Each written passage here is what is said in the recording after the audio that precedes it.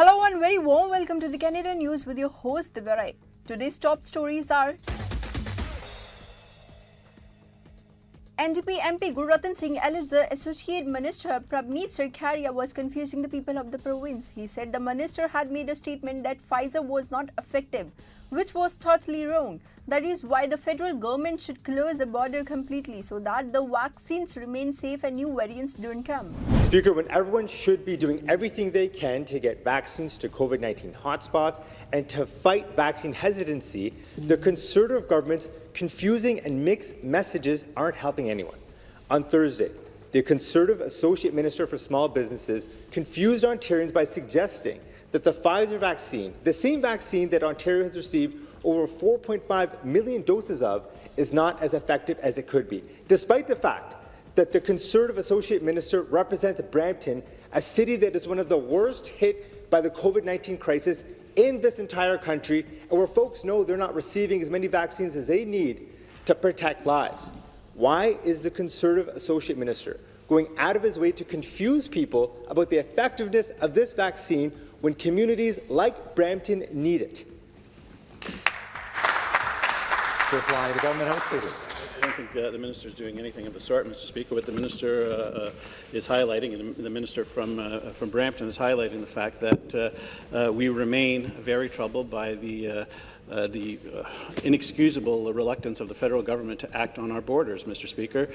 We have highlighted a number of issues with borders. We have seen the variants of concern which continue to come through our borders. Even this past weekend, a significant more, Mr. Speaker. This is very troubling, and we need the federal government to live up to its responsibility to secure our international borders so that as we continue to hit hotspots like Brampton, which has seen a significant increase in the amount of vaccinations that it has been getting, Mr. Speaker, so that we can continue this good work, we need the federal government to simply step up and do what we have asked it to do what everybody is asking it to do. Close that border so that we can get these variants of concern under control. And I would ask the member opposite to join with us in this, Mr. Speaker. This is certainly not a partisan issue. We should all be concerned with what we're seeing at our international borders, and I hope that he will assist us. The supplementary question. Thank you, Speaker. Back to the Premier. Ontarians are smart. They listen to the science. They respect the expert doctors who have told them to take any vaccine available to them.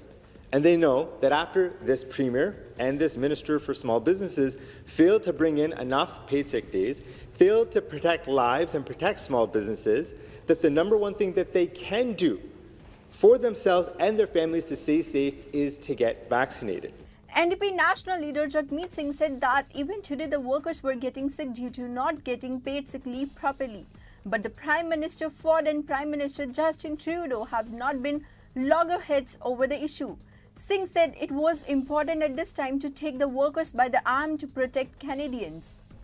We're seeing the Premier of Ontario, Doug Ford, obsessed with fighting with the federal government, and then Justin Trudeau, the Prime Minister, fighting back, when really the focus has to be on getting people the help they need.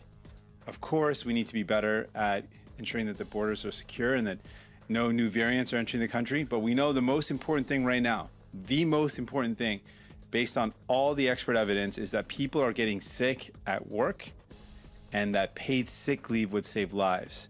So we continue to put pressure on the federal government, Justin Trudeau, to improve the paid sick leave program. It needs to be better, more flexible, cover entire salary for a worker, the day's work, make sure that it is flexible and easy to access.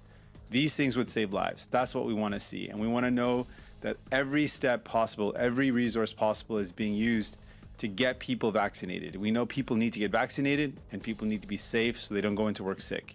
These are two concrete things we can do right now. That's where the focus should be. So I can say very clearly that the people who are not wearing masks, who aren't following public health public health expert advice, are putting other people in danger. They're not thinking about their neighbors, the people around them, and they are risking an increased spread of COVID-19, which is going to make things worse. And so I would say to folks, we are in this pandemic where we have to take care of one another. We've got to look out for one another. And it is important to follow public health guidelines so that we can reduce the spread and so we can keep each other safe. And I would encourage everyone to do that. And those who aren't doing it, I would remind you, you are putting your friends, your neighbors, the people in your community is at risk, and it's the wrong thing to do. And I've opposed the expansion. So Trans Mountain was an expansion, and really I'm focused on what we can do to create jobs. And we know that right now resource sector workers in Alberta are hard hit, and so we're proposing solutions to get people jobs right now, not in a distant future, not in a precarious and unpredictable way, but something concrete right now. So we've talked about putting money towards remediating abandoned oil wells as a way to create jobs right now for those workers. There is an urgency right now. People don't have jobs, and projects that are counting on future potential of expansion and future potential for sales without having a market that. Responding to questions about Pfizer or other vaccines, the Canadian Health Minister said that every vaccine is approved by the Health Canada and it is recognized only after the trial as run, which said the different vaccines are being given to provinces and territories according to different circumstances. According to the Health Minister, rapid testing is being used in business establishments. Well, first of all, let me be really clear with Canadians that every vaccine that's in use right now has been approved by Health Canada as safe and effective.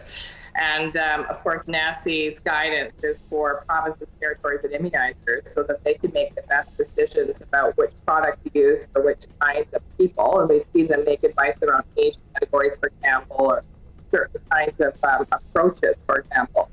And but I will just say that the best and safest shot is the first one you're offered. And healthcare professionals are the best people to talk to if you have any questions about vaccination for your own health.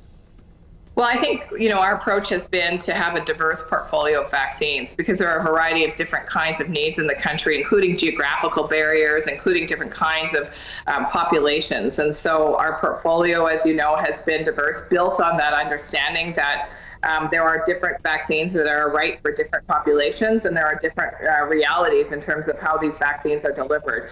So right now we're working with the manufacturers of the approved vaccines, and in fact, we also have vaccines, Novavax, for example, Medicago, that have submitted to Health Canada for approval as they proceed down their clinical path. And we'll continue to assess the safety of all of these vaccines. This is an ongoing process. It's not a one-time and we're done. Health Canada continues to evolve their analysis based on the data that's accumulating in Canada, the data that's accumulating internationally, and we wouldn't hesitate to cease or pause the use of a product if it was shown to not have value, safety, or effectiveness.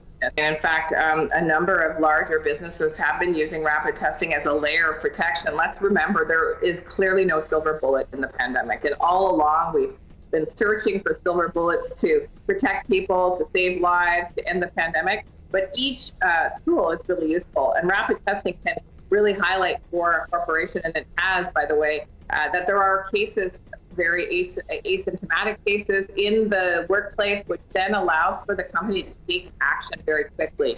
Brampton Mayor Patrick Brown also called for a complete shutdown of air travelling, saying Brampton City Council has been demanding it since day one. Because of this, we can prevent new variants from coming to our country. Mayor Brown said, of course, Peel is hotspot, but with the increase in vaccination, things will get better. Well, Brampton City Council has been pushing for this since March of 2020 when the pandemic started. We suggested that all air traffic for leisure purposes be canceled until we get through this pandemic. And if you look at the variants that have got into the country because of air travel, it's wreaked havoc in our communities. If you look at the cost of some of these variants and the ravage they did earlier in the year in long-term care settings, right now the concern over the new Indian variant that has entered the country, I really believe that we should listen to the science, listen to the data. And I know our medical officer of health in Peel Region, Dr. Lowe, has said he's concerned about the loose restrictions at the airport. And for me, it doesn't matter if it's a Liberal idea, a Conservative idea, an NDP idea. I criticized the Ford government when it came to closing outdoor amenities, but in terms of their request to have greater restrictions at the airport, that's based on science, and I support it. Book those flights on a non-direct basis. That's what happened when they canceled flights from the UK. Every travel company simply rerouted those flights. And so there is leisure travel happening. And for me, it's frustrating to see this debate between the province and the federal government trying to make this about medical supplies or international students. That it has nothing to do with that. Of course, we want medical supplies coming in through the air. What this is about is leisure travel. Shut down leisure travel. We can't afford more variants entering the country. Our hospital system's already at capacity. And at least during the stay-at-home order, I don't know why we permit leisure travel. For me, it doesn't make sense. They're ahead. The focus on hotspots is paying dividends. Right now, we now have undertaken a really robust vaccination campaign. Our medical officer of health believes that we could be in a position where by early June we'll have vaccinated 70% of the population. Right now, we are currently vaccinating vulnerable essential workers, and I believe vaccinations paved the way for getting back to normal. And because we're now vaccinating our most vulnerable environments, I really believe there are better days ahead. Dr. Yeffy, Associate Medical Officer, Ontario, reports on the weak COVID-19 outbreaks in Ontario. He said 11,000 cases were reported in Ontario during Thursday's update, and during today's update, 2,716 cases were reported. He said the average of these 7 days were 3,017, and during today's update, 2,716 cases were reported. He said the average of these 7 days was 3,017. I want to start first by acknowledging that this is National Nurses Week. And our nurses have been working tirelessly to keep us healthy and safe. Thank you to all the nurses for your selfless dedication and the tremendous care that you have shown and you will continue to show to the people of Ontario. Thank you very much. Since the last update we provided on Thursday, Ontario has reported an additional 11,962 cases of COVID-19. That's 3,166 cases on Friday, 2,864 cases on Saturday, 3,216 cases on Sunday, and today 2,716. Our 7-day average of daily cases is 3,017, and that is down from a week ago where we had 3,577, and even further down from 2 weeks ago where we had an average of 3,917 cases. Sadly, we are reporting an additional 114 deaths since Thursday's update. This includes 47 COVID-related deaths yesterday, which is unfortunately the highest daily count we've had since mid-February. This brings our 7-day average for deaths to 30, which is up from 26 last Monday. As always, we extend our deepest sympathies to the families, friends, and caregivers of those who have passed away from COVID-19 and to everyone mourning the death of a loved one. We continue to see some improvement as hospitalizations and ICU admissions do continue to slowly decline. However, the numbers are still too high. Today, there are 1,632 people in hospital with COVID-19, and of them, 828 are in the intensive care unit. Our testing volumes were very low yesterday, with only 27,175 tests processed, with a positivity rate of 9.1%. The current 7-day average for percent positivity is 7.5%.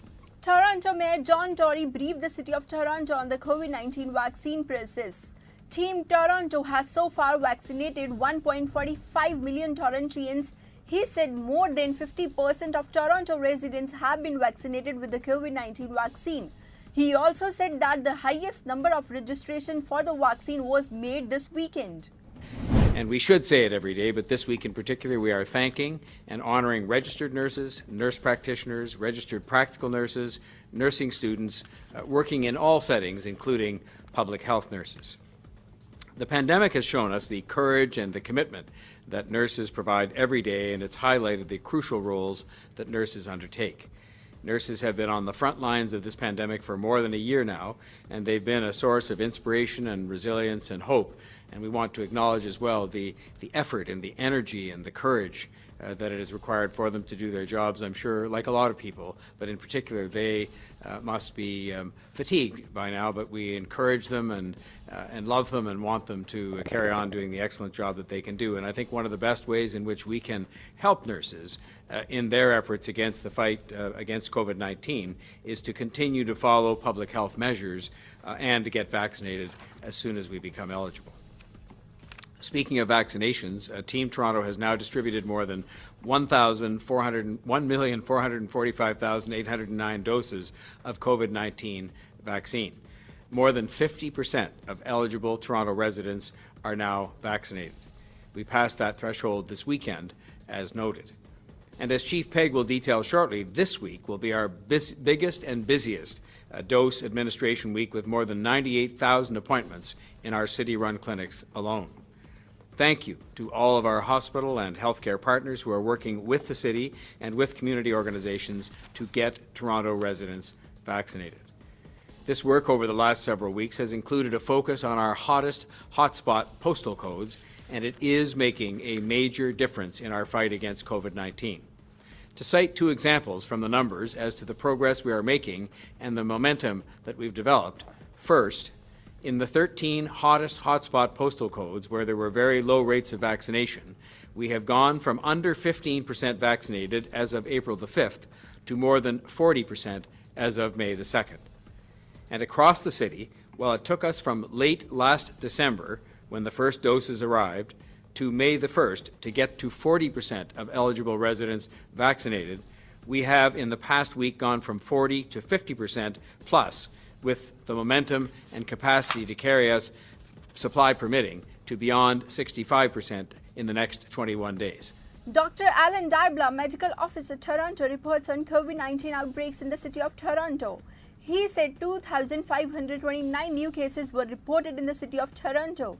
1,095 patients are admitted in the hospitals and 2,069 critically ill are admitted in the ICU, and 37 patients have died in last 3 days.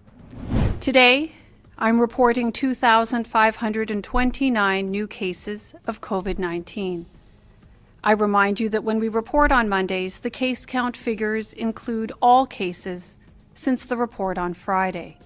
So this averages to 843 cases daily. 1,095 people are in the hospital. 269 people are in the ICU. And I'm saddened to report 37 lives lost to COVID-19 in the last 3 days. As of yesterday, over 1.4 million doses of vaccine have been administered in Toronto. As you heard, we are on track to meet and even exceed our next goal of first dose vaccinations for 65% of Torontonians 18 and older by the end of May. As the vaccination efforts move forward, we are positioning ourselves to enjoy, in time, increasing flexibility and normalcy in daily life. We are seeing this in places like the United Kingdom, which is ahead of us in the delivery of vaccines and has lived within the limits of a strict lockdown for many months and is now transitioning out of it on a phased basis. We too are moving in the right direction, incrementally. These are the facts that define the state of COVID-19 for us in Toronto. Our 7-day moving average for new COVID-19 cases is 963. To describe the situation another way, the latest rate is 262 cases per 100,000 people per week. The good news is that this is the third week in a row with a decline in cases per 100,000 people, but it is still well above the peak from Wave 2, when it was 244 cases per 100,000 people per week. British Columbia Medical Officer Dr. Bonnie Harry sheds light on the condition of COVID-19 in British Columbia so far. He said 519 cases were reported in the province and Saturday 605 and 558 new cases were reported in the last 24 hours. Today, we're reporting on 3 periods over the past weekend. From Friday to Saturday, we had 596 new cases of COVID-19 diagnosed in British Columbia. Saturday to Sunday, 605 new cases. And in the last 24 hours, 558 new cases of COVID-19 diagnosed. That brings a total of 1,759 people diagnosed with COVID-19 over the weekend, and our total in British Columbia to 136,100 people. Of the new cases, 325 are people who live in the Vancouver Coastal Health Region, 1,201 are people living in the Fraser Health Region, 50 are people living on Vancouver Island Health, 131 people are in Interior Health, and 52 are people in the Northern Health Unit. We now currently have 6,140 active cases around the province, of whom 415 are in hospital. 150 people in ICU or critical care, and 128,139 people have recovered from COVID-19 from their acute infection. We have no new healthcare outbreaks to report today. We do have one outbreak declared at the Sunrise Poultry plant in Fraser Health. And outbreaks have been declared over at the Surrey Memorial Hospital and Dufferin Care Centre. This leaves us with 3 active outbreaks in long-term care, assisted living or independent living, and 2 in acute care facilities. Sadly, over this past weekend, we've lost another 20 people in British Columbia to COVID-19, bringing the total number of people who've died in our province to 1,622. As always, our condolences and our thoughts and prayers are with the people who have lost a loved one, with their care providers, and with their whole communities. We know how challenging it is to have to mourn during this difficult time. I did want to give a breakdown of the age ranges of people who passed away this weekend. Sadly, it is again overrepresented by seniors and elders in our community, with 15 of the 20 people who died this past weekend being over the age of 70. Another unfortunate piece of news has come out from Canada, where a young man from Majke village in Moga district died of a heart attack in Oxford. According to reports, the young man came from work at around 2 a.m. and had a heart attack in bathroom while taking a bath. The young man had come from India to study in Canada 2 years ago in the hope of a better future. News of deaths of international students in coming days has caused a wave of mourning and concern in the community. Sandeep's last rites will be performed in Canada, or his body will be brought to India. It is not cleared yet, but his parents and his son last want to see the face. So that's all we have in this edition. Thanks for watching. Stay tuned for more updated news.